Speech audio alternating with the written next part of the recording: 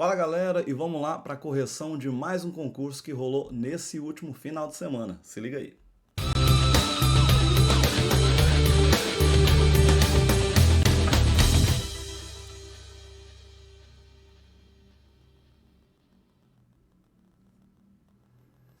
E sejam muito bem-vindos, eu sou o professor Rodrigo Queiroz, vocês estão no Matemática Fácil e aquele acordo nosso já de começo de vídeo, né pessoal? Já vai lá, senta o dedo no like, se inscreve no canal, ativa as notificações e compartilha com a galera para ajudar o canal a crescer cada vez mais para vocês. Pessoal, e nesse último final de semana aí, tivemos a provinha ali da Prefeitura de Diorama. A banca examinadora foi o Instituto Verbena, antigo centro de seleção da UFG.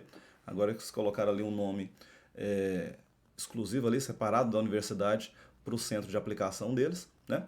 E a gente já viu ali a correção do ensino superior. Se você não viu, tem card aí em cima, em algum momento vai aparecer no vídeo. E também é só olhar nas nossas playlists aí, né, pessoal? Pesquisa dentro do próprio canal, que você acha ali não só correções, mas também aulas sobre temas diversos, beleza? E a gente já fez do ensino superior, agora a gente vai ali para a galera do ensino médio completo, que para esse concurso ali teve apenas um cargo, que era de agente comunitário de saúde, beleza? E sem embromação, vamos lá já para a nossa primeira questãozinha.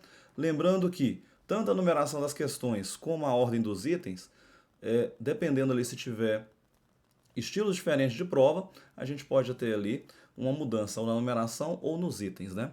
Para quem está olhando aí na data de lançamento, a prova ocorreu no dia 12/2 de 2023. Então vamos lá, pessoal? Primeira questãozinha falava o seguinte: a área do município de Diorama é de aproximadamente, então a área é de aproximadamente 687 quilômetros quadrados. E a população estimada em 2021 é de 4.477 habitantes. Beleza. E aí eles nos trouxe o seguinte: a densidade populacional é uma taxa que representa a distribuição de uma população em uma área e é calculada através do quociente entre o número de habitantes pela área total. Considerando os dados apresentados, a densidade populacional de Diorama é de aproximadamente. Então é que ele foi tão bonzinho, né, pessoal, que ele já deu pra gente a ideia dessa razão da densidade. Então bastava fazer ali, pô, a densidade é só eu pegar, como ele deu ali a ordem, né? Habitantes dividido pela área. Habitantes, 4.477, dividido pela área de 687. Então essa densidade, como ele colocou ali pra gente, né, de aproximadamente, dividindo esses valores, as primeiras casas decimais ali seria 6,516 e com mais casas.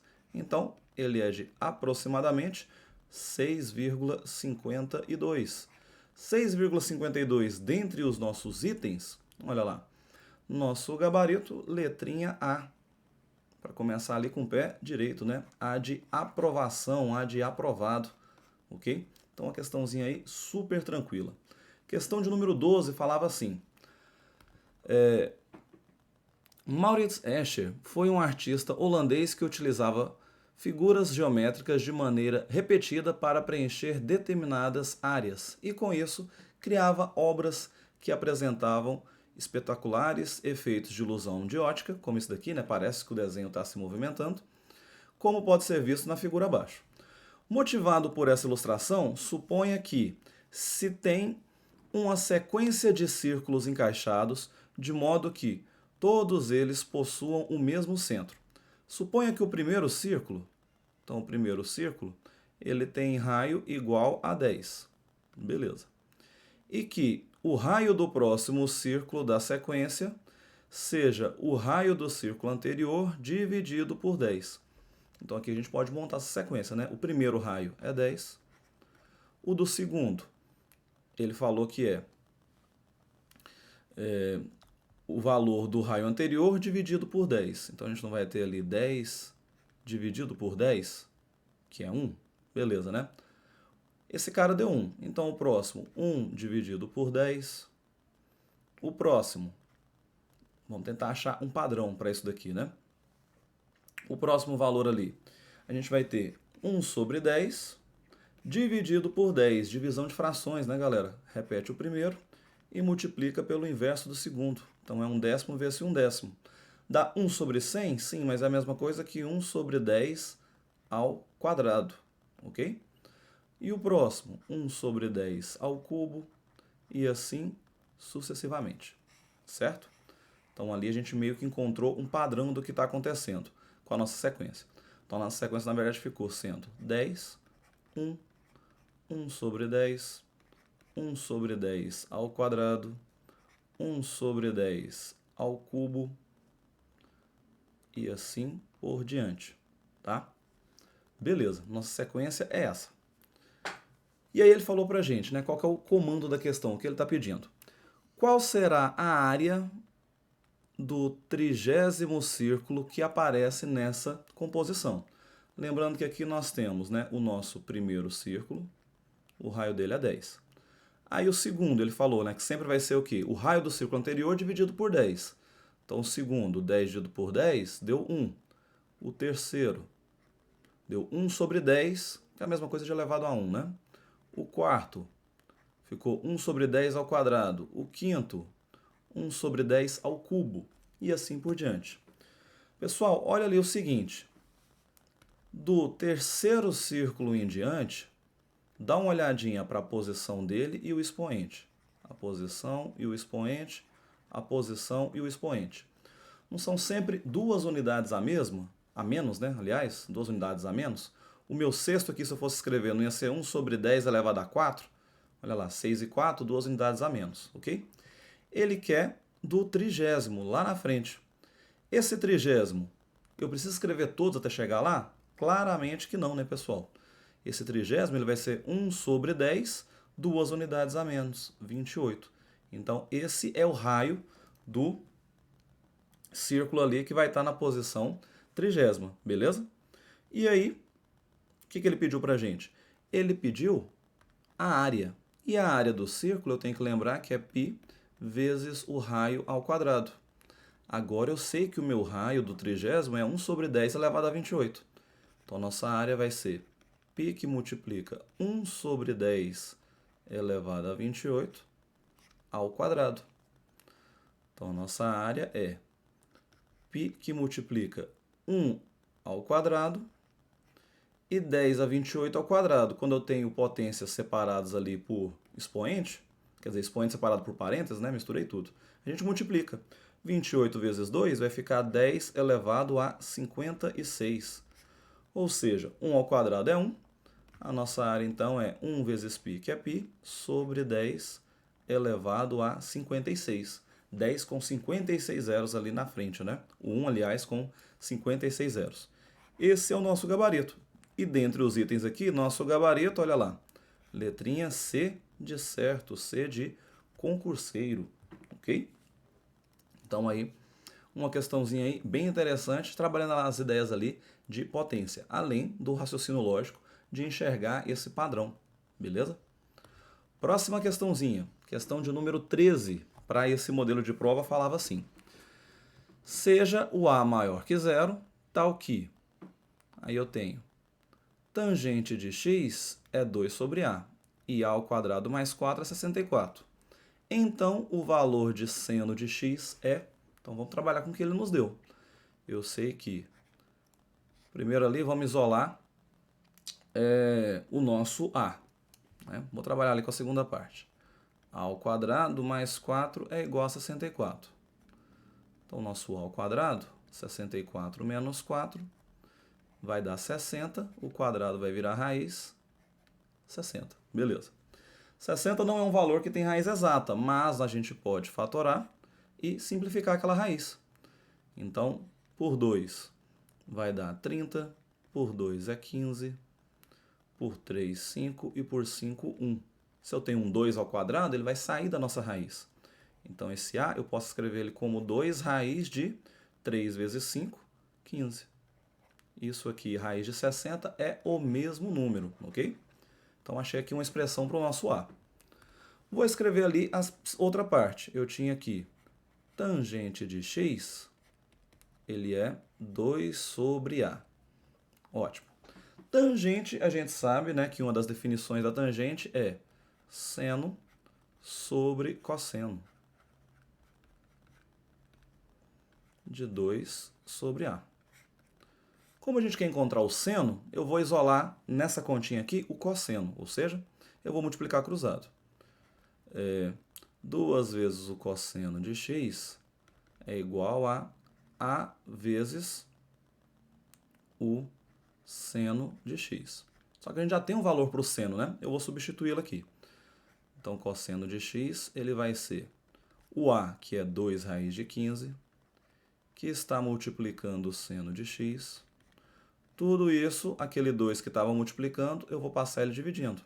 Como todos os valores estão multiplicando, eu posso simplificar o 2 com o 2. Então, achamos uma expressão para o cosseno de x. Ele vale seno de x vezes a raiz de 15. Beleza. Achamos uma expressão para o cosseno.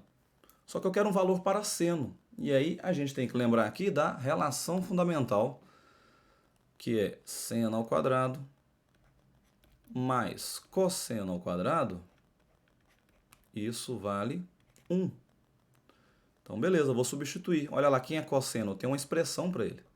Então, seno ao quadrado de x mais o cosseno ao quadrado, ou seja, seno de x vezes a raiz de 15, tudo ao quadrado, tem que ser igual a 1.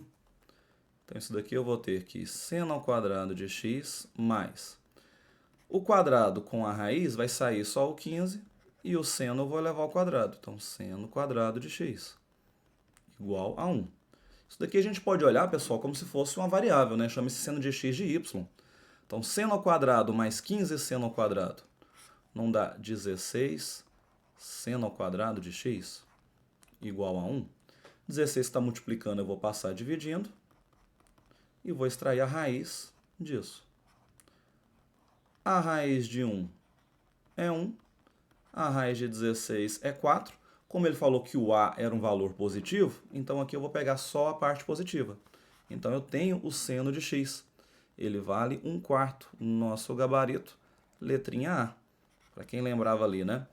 Tanto da relação fundamental da trigonometria ali, como da definição de tangente, que ela é seno sobre cosseno, a gente matava aqui essa questão, né?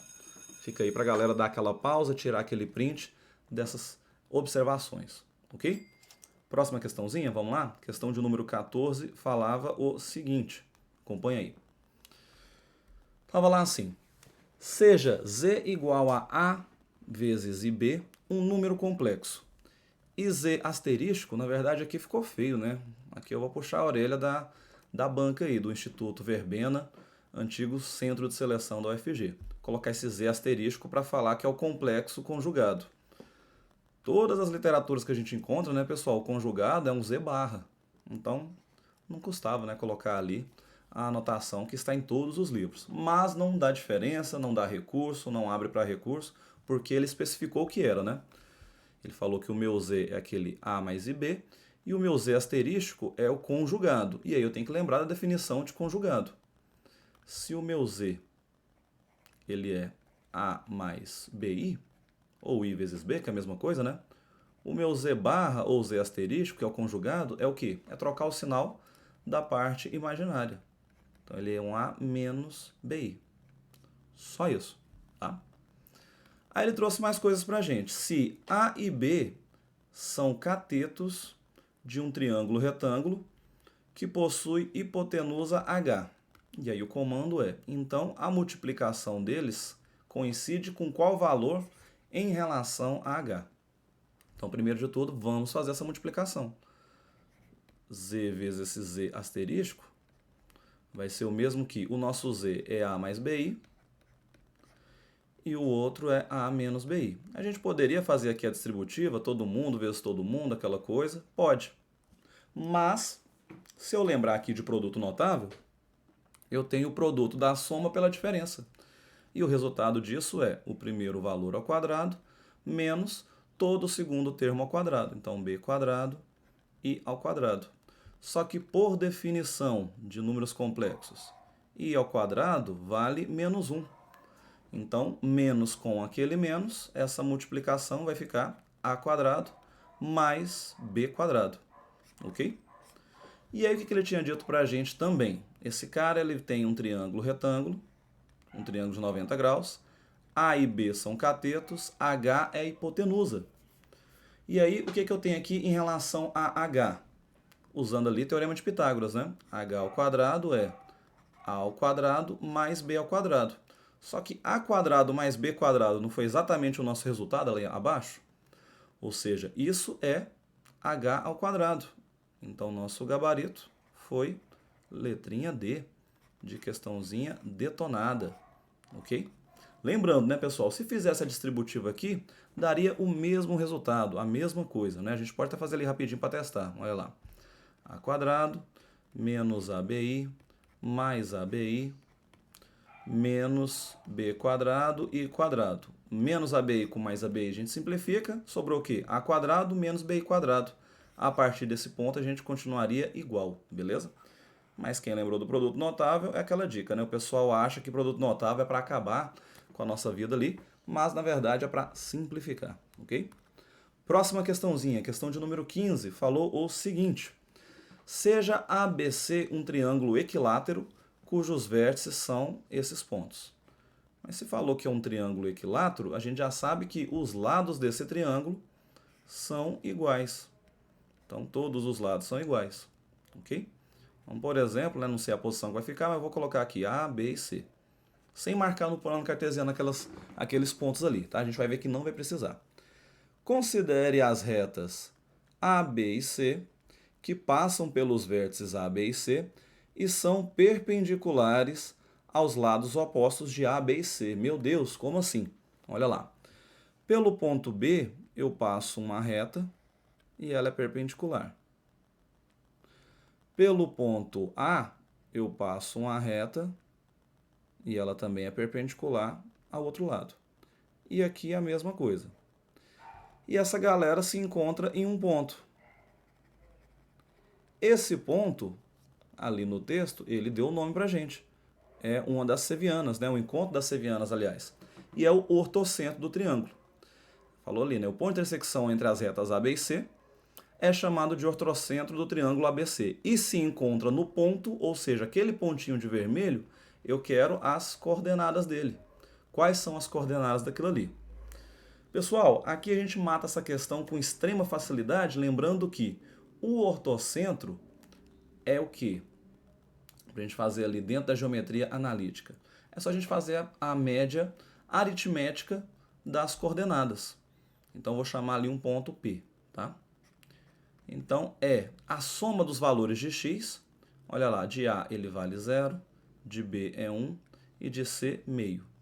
Então, 0 mais 1 mais meio, média aritmética, somou três valores, divide por 3. E a mesma coisa com y. 0 mais 0 mais raiz de 3 sobre 2, média aritmética, divide por 3. Ok? Dentro de geometria analítica a gente vê isso daqui, tá? Então, o nosso ponto vai ser 1, 0 mais 1 é 1, né? 1 mais meio, aquilo ali vai dar 3 meios. Divisão de fração, eu multiplico pelo inverso. E o outro, raiz de 3 sobre 2, multiplicando pelo inverso, que é 1/3. Então, esse ponto que eu chamei de P, ele tem coordenadas. Ó, posso simplificar, o 3 com 3 vai ficar meio. E o outro ponto é raiz de 3 vezes 1, que é raiz de 3. 2 vezes 3, 6. Não consigo simplificar, não faço mais nada. Então, esse é o nosso ponto. Meio e raiz de 3 sobre 6, nosso gabarito, olha lá. Letrinha B. B de bola, B de bosque aí. Detonamos mais uma questãozinha, tá? Então, era só ficar ali atento à questão que o ortocentro a gente poderia fazer desse jeito aí. Lembrar-se ali de geometria analítica que a gente matava a questão tranquilamente. Outros caminhos tem para resolver? Sim, só que dá muito mais trabalho, muito mais cálculo e é muito mais enrolado. Vamos de próxima? Questãozinha 16 falava assim. Uma pesquisa mostra que algumas categorias de produtos, apesar dos pacotes menores, ficaram mais caras na comparação do primeiro semestre de 2021 com os 6 primeiros meses do ano de 2022.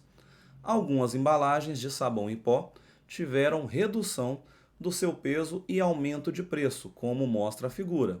Esquece a figura, né? Vamos ler a questão por completo. De acordo com a pesquisa, o preço por quilo de junho de 2021 a junho de 2022 aumentou em... Então agora vamos analisar a nossa figura. Eu quero que preço por quilo, então eu vou focar só nessa parte. Peso médio não me interessa, tá? Então vamos focar só ali naquela parte. Eu quero saber o que aumentou e olha para os nossos valores. Eu quero esse aumento em porcentagem. Então, se eu quero esse aumento aí em porcentagem, a gente tem que analisar ali o que teve de aumento. O que eu posso fazer? Né? Tem vários caminhos. Um deles, a gente pode fazer o seguinte. Eu pego o preço de junho de 2021, que é 5,30. Isso era o meu valor anterior, né? Ou seja, isso é 100%. E eu pego o aumento, ou seja, 5,30 e 6,36. Quanto que aumentou? Um menos o outro ali, não foi R$ 1,06? Então, esse é o aumento. Se eu tenho um aumento em reais, eu vou achar o meu x aqui, o aumento em porcentagem. E agora basta multiplicar cruzado. Então, 5,30x é igual a 1,06 vezes 100, é só deslocar a vírgula duas casas para a direita, fica 106. E 106 dividido por 5,30, o nosso x passa a ser de, essa questão 16, vamos dar uma olhadinha ali, de 20%. Teve aí esse aumento, né? Então, o nosso aumento aí passou a ser de 20% em cima desse cara, ok? Então, ali, questãozinha, de certa forma, tranquila, né, da gente fazer. Vamos marcar lá nosso gabarito, 20%, letrinha D. Podia montar outras regras de 3, né, pessoal? Mas esse daqui era um dos caminhos de se fazer. Inclusive, coloca aí nos comentários pra gente. Você faria por esse caminho? Você enxergava um caminho que você acha mais direto? Coloca aí nos comentários para a gente trocar aquela ideia, ok? E lembrando também que a gente tem o botão Valeu e o botão do Seja Membro. Cada nível de membro aí tem as suas particularidades, você vai ganhando ali níveis e vai tendo acesso até a materiais exclusivos, aqueles que não ficam abertos aqui no YouTube para todo mundo, beleza? Vamos de próxima? Questão 17 dessa provinha falava o seguinte. O tamanho das telas de TV é medido em polegadas e essa medida é feita pela diagonal da ponta superior do lado esquerdo da tela até a outra ponta inferior do lado direito, ou vice-versa. Então, a nossa diagonal, né? Ou nesse sentido, ou no sentido contrário, ok? Beleza. Sabendo-se que 1 polegada equivale a 2,54 centímetros. Vou anotar isso daqui, provavelmente a gente vai precisar. 1 polegada, ele vale 2,54 centímetros. Qual a diferença em centímetros, eu quero a minha resposta, da diagonal de uma TV de 40 polegadas para uma de 50 polegadas? Então, se eu quero isso em centímetro, vamos transformar todo mundo, né, pessoal? A TV de 40 polegadas, para passar para centímetros, multiplica por 2,54. E isso dá 101,6. E a TV de 50 polegadas passando para centímetro, multiplicando por 2,54, a gente tem 127 centímetros. Se eu quero a diferença, basta fazer, né? 127 menos 101,6, a gente vai ter o nosso gabarito, que é de 25,4 centímetros. 25,4, olha lá, gabarito. Letrinha B, B de bola, B de bosque. Arrebentamos mais uma, ok? Vamos lá para a questão 18, já caminhando aí para as últimas, né? Ele falou o seguinte: a cada ano de vida, um carro sofre desvalorização de 20% no seu preço. Se um carro 0 km custou R$80.000, qual será o seu valor aproximado após 5 anos? Então, aqui, galera, perdão aí se estourou o microfone, bati aqui nele. Aqui, galera, é a questão mais chatinha dessa prova. Por quê? A gente tem que ir fazendo ali o desconto valor em cima de valor, ok? Então, o que está acontecendo? Você comprou o carro por 80 mil. Aqui é o carro novo, certo? Aí ele vai desvalorizar 20%, ou seja, um ano depois, né? Após um ano. Então, após um ano, para quanto que ele vai? Eu vou ter que fazer 20% desse valor. E aí aqui eu vou fazer o cálculo uma vez para mostrar, e nos demais eu vou colocar só o resultado, tá? Se eu quero 20% disso daqui, então vai ser vezes 20%, 20 sobre 100. Olha lá, tira dois zerinhos, e aí multiplica. 8 vezes 2, 16, e coloca todos os zeros. Então eu vou diminuir 16 mil. Outra forma que você poderia fazer e já ter o resultado. Eu poderia, se ele vai desvalorizar 20% e eu quero o valor, então o que sobrou? 80%. 8 vezes 8, 64 mil, que é o valor que ele vai para o próximo ano, tá? Então você pode ir fazendo vezes 80% em cada um dos valores, que você já acha o preço desvalorizado, ou faz 20%, como a gente tinha escrito, e aí o resultado que você fez, você subtrai do anterior. Os dois caminhos, você chega lá. Fazendo com 80%, já que a gente quer os preços, a gente já sai na resposta. Então o próximo aqui é de 64 mil. Para o segundo ano, o ano 2, 20% desvalorizado, né? Então ele vai para 51.200. No terceiro ano, ele vai para o valor de, pegando aqui na minha colinha, 40.960.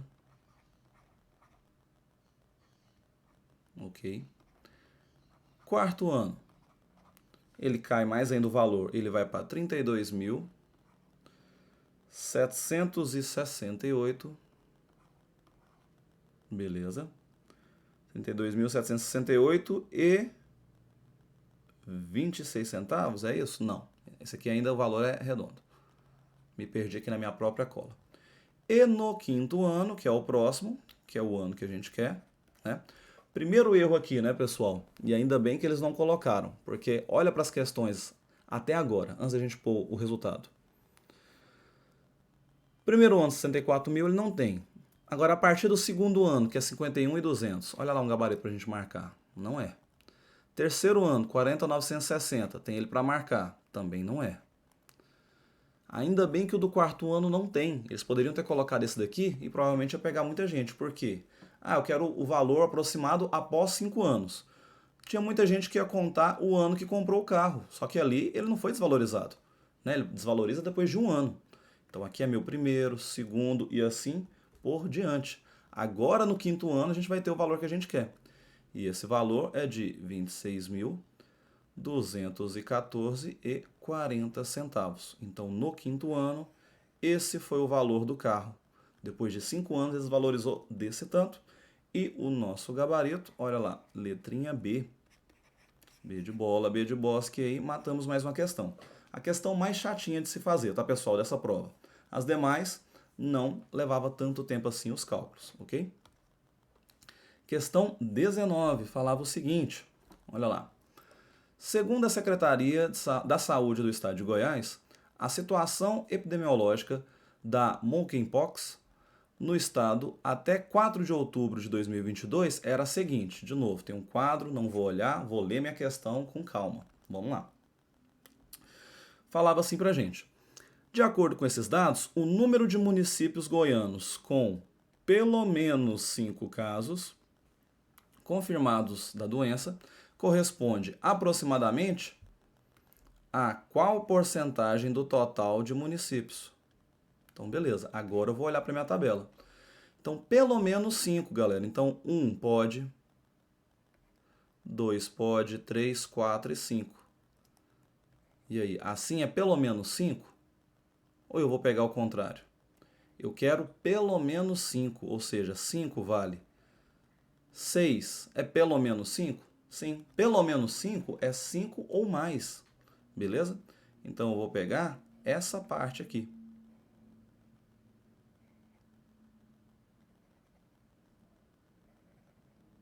Ok. Então, pelo menos 5 é 5 ou mais. Então, o que eu tenho ali? O meu total. Se a gente pegar o total de municípios, que é essa parte, eu tenho 30. certo? E esse 30 representa o meu 100%. A parte que nós queremos, que é essa parte de baixo, né? Vou até marcar de novo ali, que eu passei da linha de onde eu queria. Essa galera de baixo. Eu tenho quantos aqui nesse pedaço? Soma lá com a gente. Eu tenho 2, 3, 4, 5, 6, 7.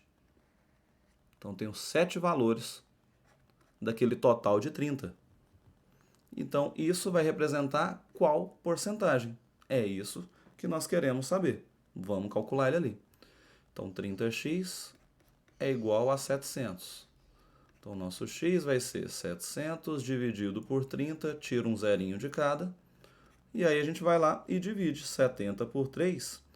A gente vai ter 23,3333%. 23,3%, olha lá nosso gabarito, letrinha C de certo, ok? O cuidado que tinha que se ter aqui, galera, se eu faço com de 5 para mais, a gente também teria um gabarito para marcar, que seria o 83,3%, tá? Então tem que ter cuidado, né? Porque ele falou ali, a gente marcou de amarelo, olha lá. Pelo menos 5 casos. Então, pelo menos 5 pode ser 5 ou mais casos, que é o que ele queria, beleza? Última questãozinha dessa prova, a gente fechar ali com chave de ouro. Um reservatório cilíndrico de raio R será substituído por outro também cilíndrico com a mesma altura, mas com 25% a mais de volume. O raio da base desse novo reservatório vale... Então, vamos lá. Questãozinha ali normal, né, pessoal? Primeiro de tudo, tem que lembrar como calcula o volume de um cilindro. O volume do cilindro é a área da base, que é πr ao quadrado, vezes a altura, ok? O primeiro cilindro eu vou chamar de volume 1, o outro de volume 2. E o segundo cilindro não tem 25% a mais? Não é? E aí, então, para igualar, eu vou fazer o seguinte. O volume do cilindro 2, ele vai ser igual ao do cilindro 1, vezes 25% a mais, ou seja, vezes 125%. Uma das formas de se fazer, tá? 100% não é o total? Então, 25% a mais vai para 125%, ok?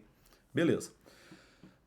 Eu vou chamar, já que ele colocou aqui, né, olhando para os gabaritos ali, R sendo o primeiro, né, o primeiro cilindro ele chamou de Rzão, maiúsculo. Então vamos anotar ali. O cilindro 2, eu vou colocar um R minúsculo, tá? Para representar ali o raio dele. Então como é que fica nosso cálculo? Olha lá. Vai ficar da seguinte forma. Então o volume 2 é π vezes R ao quadrado vezes H. Volume 1, π vezes Rzão ao quadrado vezes H vezes 125%, 125 sobre 100. Todos os valores multiplicando de ambos os lados. Então, ó, o π pode ir embora, o h pode ir embora, e a gente fica com r ao quadrado é igual a Rzão ao quadrado. Essa fração eu posso simplificar por 25, por exemplo. 125 por 25 sobra 5 e embaixo sobra 4. Aquele ao quadrado eu vou extrair a raiz quadrada. Então, vou ter a raiz quadrada de Rzão ao quadrado vezes 5, tudo sobre 4. Então, quem que é o meu Rzinho, que é o novo raio? R ao quadrado, a raiz dele é R. Raiz de 5 não temos, mais a raiz quadrada de 4 é 2. Então, R, raiz de 5 sobre 2.